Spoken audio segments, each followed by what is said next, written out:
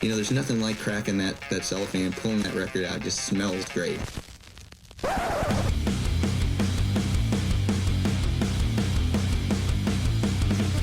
Welcome to BODS Mayhem Hour. Non-stop hardcore energy. I love the show, guys. You're awesome. Unlike any other. With your host, John the Bod, a.k.a. the Bod Father. Man, this stuff rocks. This is Madame Mayhem, and you're listening to BODS Mayhem Hour. The views and opinions of the guests do not necessarily reflect the views and opinions of BODS Mayhem Hour, its staff, affiliates, or sponsors. Parental discretion is advised. Welcome to BODS Mayhem Hour. Hey everybody, welcome to BODS Mayhem Hour. I am your host, John the Bod, aka the Bod Father, and as always, I bring you guys and gals awesome interviews.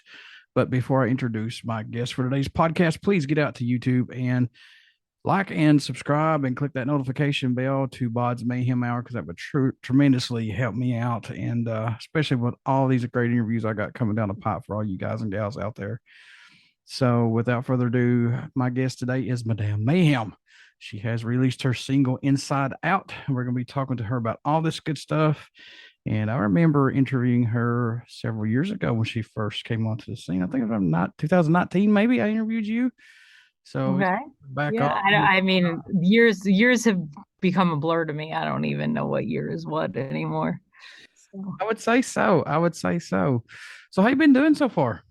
Good. Excited about the song release, and the band and I are actually working on some new music still, even as we're releasing new stuff. So it's an exciting time.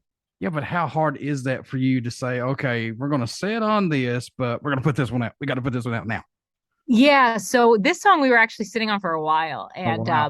I recorded it like before the pandemic hit, and we had a bunch of songs we'd actually recorded, and we obviously paused our recording process and everything during the time. And as things started to kind of, and then during the time I was like, what, some of these songs are just really special, and we got to give people something to listen to. I'm excited about them. And so I didn't want to wait until we had a full album completed before we were releasing some of these songs. So throughout the past year or so, we've been slowly releasing these singles that were already completed. And, in the meantime, we're working on a new album so that everyone can kind of still get what we had intended initially, and then, work on something new. And so as we were writing, the song just kept coming back to me, and I kept remembering it and really wanting to share it with people. And so I was like, hey guys, I know we're trying to do this release later on and whatever, but I gotta just release this one more song, real quick. So I kind of just did it, and I'm really happy about it. Yeah. But that, like I said before, that's got to be difficult because you're still writing music, you're still putting these out there. And I've said this a million times during these past 2 years. It's like, I know bands are writing music right now, but are some of these songs and albums that they have enough for really going to see the light of day? Because your mind frame could be somewhere else, and 2 to 3 years later down the road, I mean, who knows if they're going to come out? Yeah, I mean, the writing process is interesting. There's definitely songs that, you start writing and then you kind of leave alone for a while, and then you can always go back to them later. But, there's always going to be music like that because, as a writer, all you're doing is writing, and not everything's going to make the cut, but maybe it will later down the line, or you repurpose it into something else, or it just kind of stays there. But it's interesting how music works. Sometimes It's like, that lightning in a bottle, as I say, sometimes these songs, not now, but maybe 10 years down the road, it's like, bam. It's like they fit so good, so weird. Yeah, definitely. I got to know this, though. How did Inside Out come to life? What sparked this to get the ball rolling for this one? Yeah, well, I was writing with Keith Wallen, who is an amazing songwriter, solo artist, and is also in the band Breaking Benjamin, which is one of my favorite bands of all time. So I feel very fortunate that he takes time to write with me sometimes. So thanks, Keith. But this song is really about standing up for yourself. Which a lot of my songs are about. I'm very big on self-empowerment because sometimes I need to be reminded about it sometimes. And so I know others need to too, and so that's a big thing, but it's really also about, there's always one person in your life. It could be a family member, it could be a coworker, it could be a relationship, it could be really anyone that kind of likes to play games and mess with your head. And this song's kind of about what happens if the tables turn. and they get a taste of their own medicine. And it was really therapeutic to write it and to sing it and to perform it, and it's really fun to rock out to too. So yeah. So you said this song kept coming back to you. As I was reading on the promo and all this stuff, I was like, that's interesting because songs, and you're a musician, you know all this when you write the song. Sometimes they just go away, they're done, they're history, you're sick of them, let's go. Yeah. But now this one that kept coming back to you, what was it about it though that you think that kept coming back to you? What was it that just kept grabbing you for it? I don't know if it was the riff. I don't know if it was the message. I don't know if it was every time I was in rehearsal with the band, I wanted to sing it. And it was like, we can only play this so many times before we release it, you know, for people to hear. Cause then people are like, oh, like, when are we going to hear that? Like, do we get to download that or get that? It's like, no, we're just doing this for fun. Nah. But yeah, so it kind of felt like time for it to shine. Probably the guys are like, come to practice. What are we going to do today? We're playing Inside Out all practice long. Yeah. We're going to play the songs that we don't have released. It's like, wait, what? Yeah. So it was time to release it. And in the meantime, we're working on new stuff. There's some stuff already ready, some stuff still in the process. So it's a really crazy time right now, but also really exciting because there's just a lot going on behind the scenes. But I also wanted to give fans something to listen to while we're doing all this behind the scenes stuff and be like, hey, like, we're still here. Like, there's still stuff coming. Here's a song in the meantime. There's more stuff coming. Stay tuned. Yeah, that was a big thing too. I felt like if you're a national touring band, like a huge national touring band, you had nothing to worry about during the pandemic. Right. Now, like lower tier bands, like indie bands and stuff like that, you had to release singles. You had to stay relevant. And it's pretty sad now these days because back in the day, you really didn't have to do that. But now it's a have to. But I feel like stuff got more oversaturated. Yeah, there was a lot going on. Everybody was either really creative or not creative, and then felt forced to create. It was, you know, there's a lot. There's a lot for the consumer and for music lovers, including myself, to take in, you know, from artists. But in some ways, once you find a song, you know, for other people, it's that comfort. So like, it's worth it, I guess. But yeah, to like, everyone's like, oh, did you hear this? Did you hear this? Like, no, I haven't had a chance to get through everything yet. So yeah, there's a lot. Did you want to possibly do the live streaming? Because I know a lot of bands did that during the pandemic. Did you want to do that or no?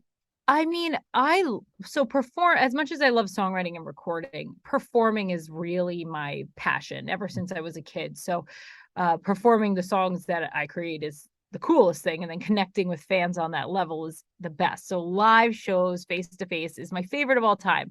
But during the time when we couldn't do that, yeah, I mean, we were part of a few virtual festivals over like the span of like 2020, 2021. So we did do a few festivals. I posted a few, you know, live like YouTube videos of just me and the keyboard, which no one really has ever seen that side of me. It's usually just all the rock music and then just my voice. So it was kind of cool that I did, like, for me, that I released that. It's, you know, just literally me in my apartment at the time, just like doing it.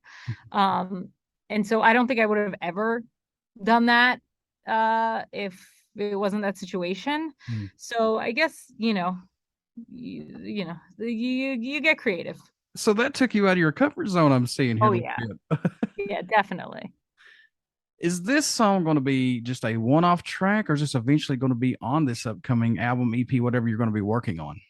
I think it depends on how many songs come out, right? Like, it's definitely not ruled out if any of the singles we've released recently will be part of the album, because we do love them so much, and initially they were supposed to be. But we're also coming up with like a lot of also really cool new stuff. So if there's room, we'll keep them in. But if we got a whole bunch of other really awesome stuff and these were already released, they might just stay as singles. It all depends. And that all happens like at the very end where we have to make those decisions. What about these current songs that you already have out? Was there a song that totally ended up sounding different than it was intended to when you first was working on it? Well, maybe this Inside Out was that one of them, maybe, or no? No, Inside Out was pretty spot on, I would say. But there have been songs in the past that, like, actually, there was a song that Keith and I wrote. It was released a long time. I don't know, maybe 2018 or something. Or no, maybe 2019.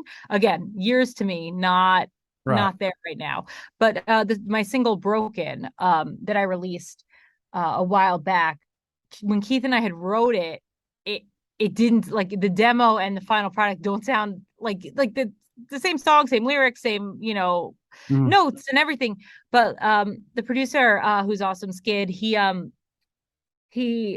put this like different flair on it, and then Ray Lugier from Korn played on it, and Billy Sheehan, my mentor, played bass on it, and so it kind of changed the entire vibe of the song. So when Keith and I were first listening to it, we were like, wait, is this the same song? Like, because when you write a song, it's very personal to you, and and then when you hear the demo over and over and over again, and then you get this new product as you're recording, it's a learning curve, and you got to like catch up. But I mean, I'm very happy and proud with how it turned out. But that was a song where it was different. But with Inside Out, it was pretty spot on.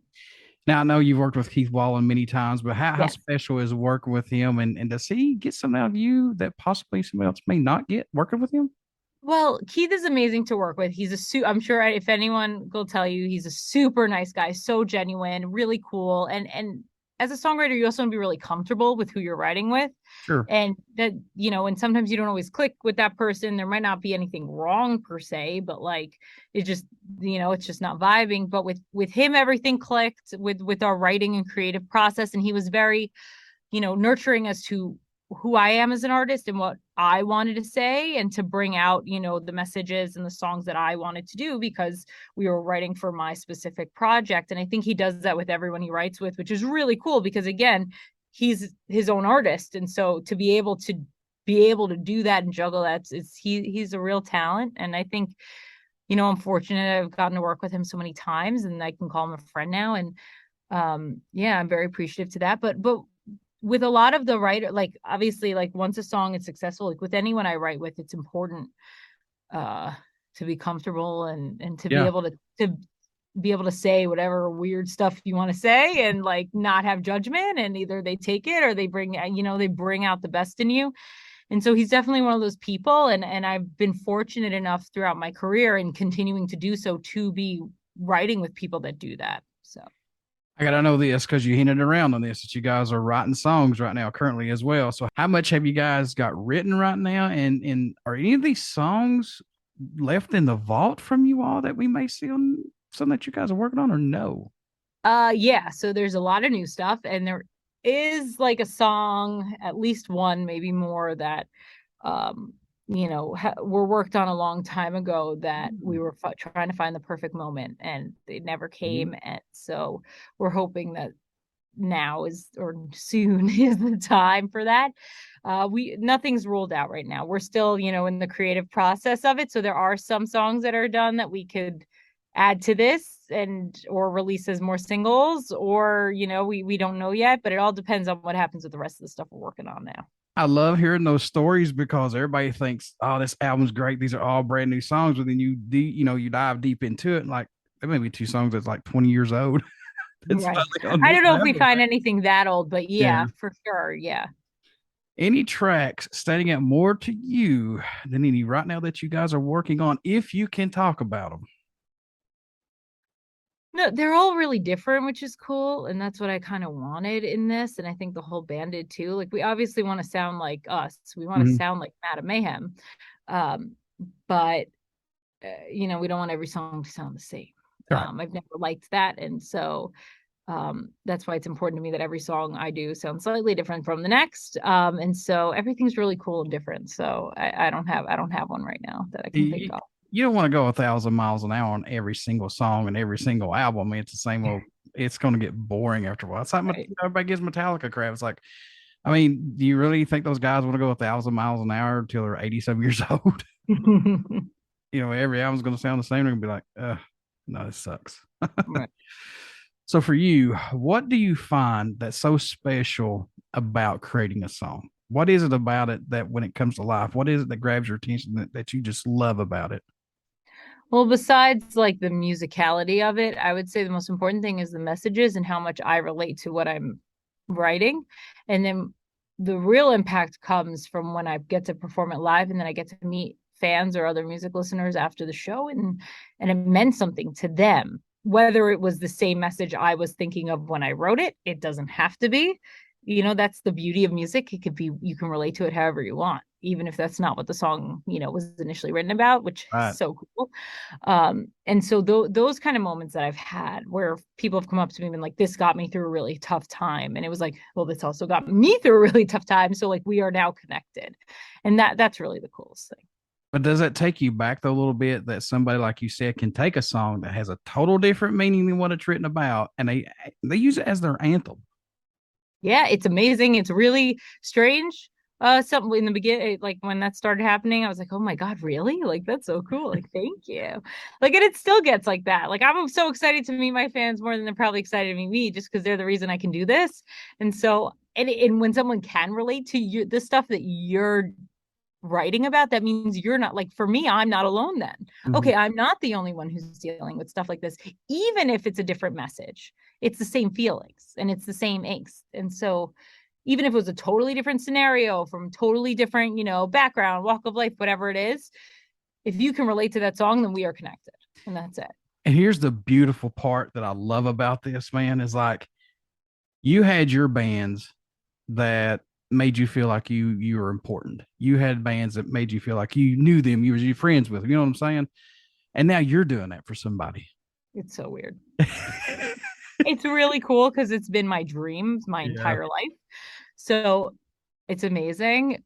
And also like, oh, cool. Okay. All right. Like, I don't know how to handle that. I'm like, all right, nice. It's like now you're on that spectrum and you're like, oh God, now I'm that person. There's a responsibility there for sure. For sure. And I love how music, allows people to be themselves and makes them feel like they're not an outcast, and everybody does belong. And I know so many friends who felt like they were outcasts, and it's like, no, you're not. But there are so many people that are like that. And so we're all together. And so none of us are. If you think about it like that. Yeah. So it's really cool. I walk around with a mohawk. I don't care what anybody says. Love it. Yeah. That's my tribute to the Misfits, as I say. There you go. Do you find yourself, well, shit, let me start that over. Good Lord, I'll jump to the next one. What's the growth musically, Madam, you've seen from yourself working on album to album, maybe just from song to song? What's the growth that you've seen that, sticks out the most for you possibly, that's gotten better or just, there?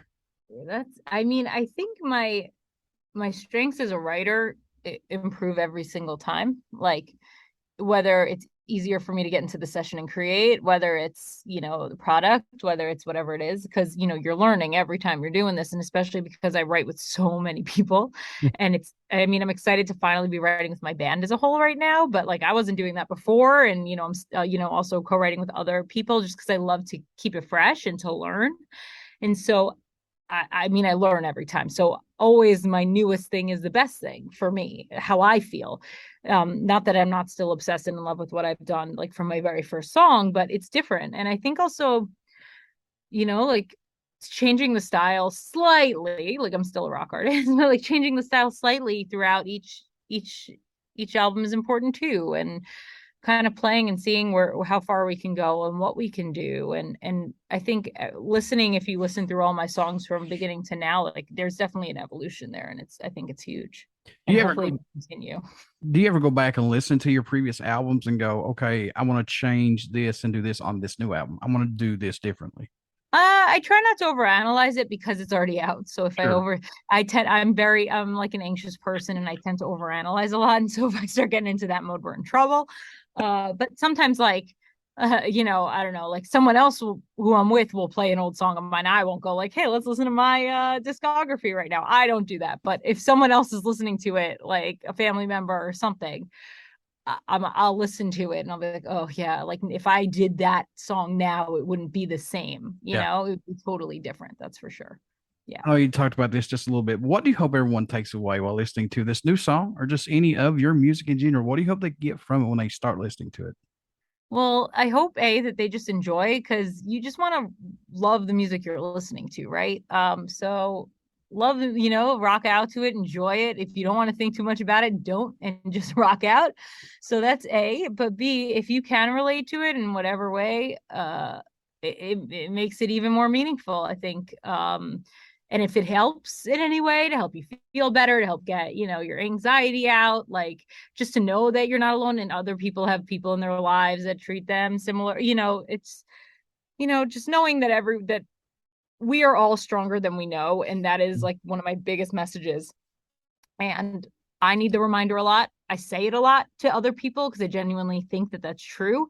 But then I forget sometimes about myself. And so it's a self reminder, but also to everyone else. Like we're all stronger than we know. And even the worst times in your life, it will always get better, even when you don't think it can. And it's important to remember. I mean, we're all going through this thing called life together, and everyone has ups and downs. And then also just rock out and love music, man. Because if you're not having fun, this is what my guitarist Gogi says, you're not having fun, you're doing it wrong. And so you also gotta have fun with it too. Do you still have a go-to album or maybe a song that you find yourself going back to and listening to from time to time? Because I know you had a lot of music growing up, but do you still have that go-to album that you just cannot kick out? Well, I have a few. Like, I was actually a huge. This is not metal by any means, but I was a huge Incubus fan growing up, and so there are some albums like where I just want to like chill out for a second and I'll listen to that. I was also, an emo kid growing up. So, throw on one of those playlists and get all that angst out too. And, like that nostalgia makes me really happy. So there's not necessarily a specific song, but if there is a song that I've heard that, helped me get through a tough time back in the day, it'll definitely trigger some great memories. I know Incubus has a lot of great music out, but Drive was a song for me. That was, good Lord. Good Lord. So what's been your most memorable show or a moment as a musician that you couldn't believe that you was a part of possibly? Has there been that moment yet for you? I mean, there's been a few. I mean, one time we're one of the opening acts on the main stage for Judas Priest in Bulgaria. Oh. That was epic. And there were all these amazing people, and the festival Hills of Rock, they treated us so great. And Jägermeister was sponsoring us in Bulgaria. It was like the most amazing, cool thing. We're like, oh, we made it. So there's that. But another really cool thing was when we toured with Sevendust a lot. They're like brothers. They're amazing. They're just great guys. And they had asked me to sing Licking Cream with them. I've done it, I think, with them 3 times, a bunch of times. I've done it a lot. But the first time I did it with them, every time is special because holy crap, like what a song, right? Yeah. And basically that time I was so nervous because I wanted to do the song justice, right? Like I knew I could hit the notes. Like I know I'm a classically trained singer. Like I wasn't worried about that, but I was like, I need to nail this because I'm also a fan too. And I know all those fans and I do not want to disappoint them. Yeah. And so when I got out on that stage and I did it and it was happening and like LJ and I were singing together, I'm looking at all the guys. I'm like, oh my God, is this real? Like, I felt like a fan who got called up to like do it. It's like, oh my gosh. And then when all the fans like weren't mad at me and they're like, yeah, you did a great job. I was like, okay, cool. Thank you. Those guys are so cool. They are so cool. And you wouldn't even know they were in a band unless you knew it. If you met them on the street, you wouldn't even know. They're very cool. So I got to know this. Feeding off the vibe of the fans at a live show, does it still have that same feeling today as it did the first time you played a live show? Or does it mean more to you now?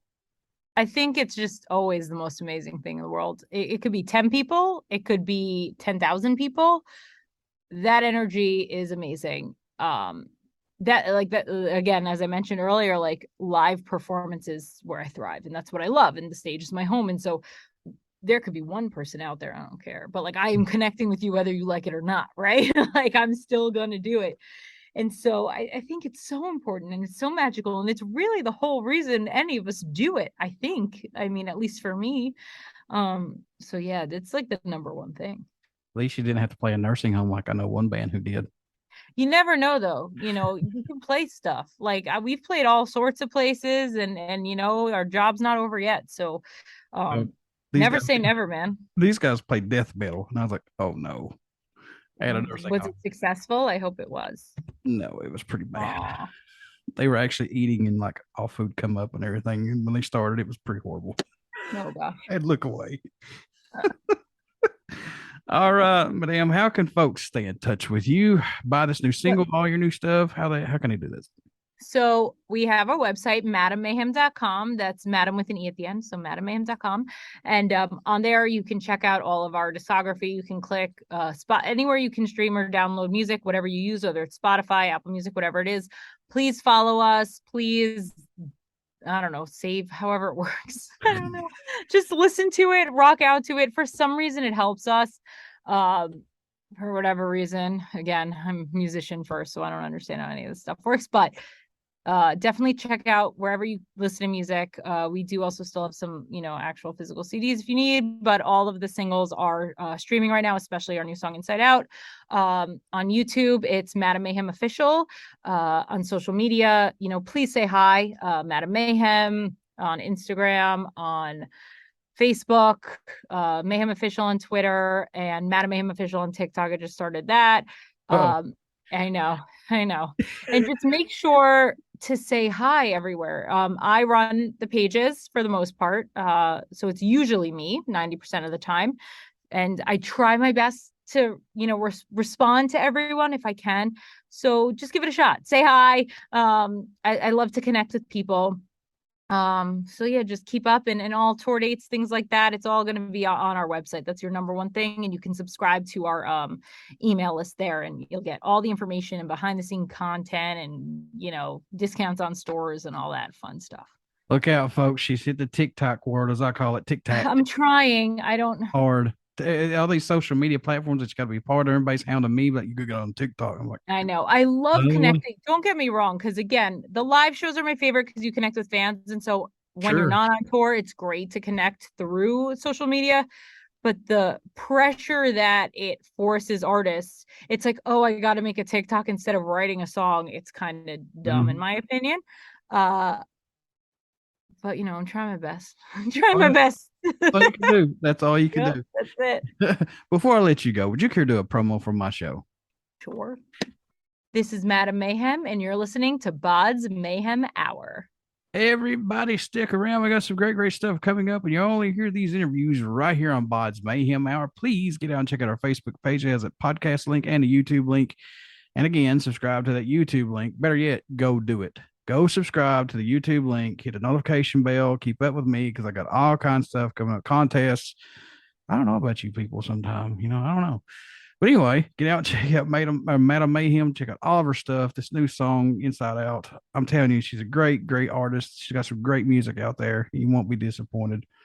And I just want to say this right here too. I'm affiliated with Metal Inc., Form Obscura, which is an online magazine that has obscure art, and plus they do album reviews. And Dan and Josh, Diary of the Madman, the Ultimate Ozzy Osbourne podcast. They know more about Ozzy Osbourne than Ozzy knows about himself, and I will bet $1,000 on those guys, compared to anybody. They do. They know more about Ozzy than he does himself. Trust me. So, Madam, thank you so much for doing this interview and coming back on the podcast. I appreciate it. Yeah, thank you so much for having me.